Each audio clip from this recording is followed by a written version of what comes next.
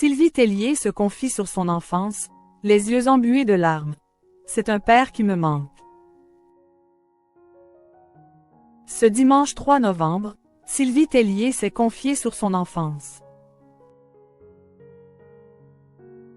L'ancienne reine de beauté a évoqué le divorce de ses parents et l'absence de son père dans sa vie à Frédéric Lopez dans un dimanche à la campagne.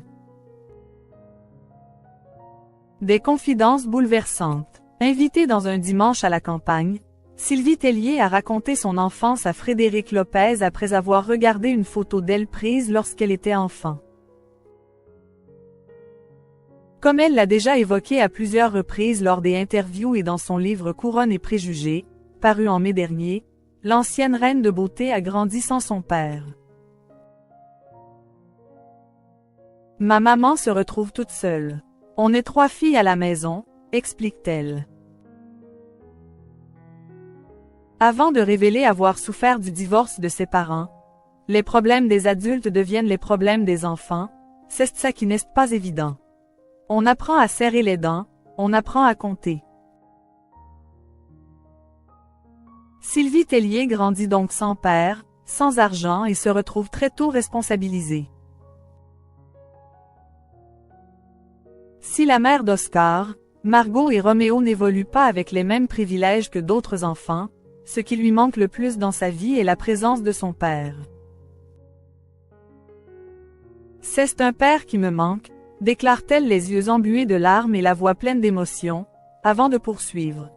J'ai des sœurs exceptionnelles qui sont mes amies. J'ai vraiment grandi dans une famille très aimante. Après en tant que fille, on a besoin toujours d'un papa qui nous dit que tu es la plus belle du monde, que tu es super, que tu vas y arriver. Je ne dis pas que je n'étais pas extraordinaire dans les yeux de ma maman, mais ce n'est pas pareil. Sylvie Tellier. Est-elle toujours en contact avec son père? Quelques semaines après la parution de son autobiographie, dans les colonnes de Closer, Miss France 2002 s'est confiée sur l'absence de son père dans sa vie. Il est parti quand j'avais 10 ans.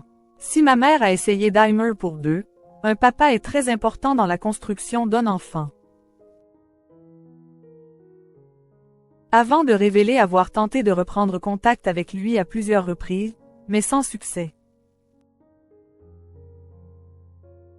Je l'ai invité à mon mariage et ai eu quelques contacts avec lui par le passé, mais, aujourd'hui, je n'en ai plus.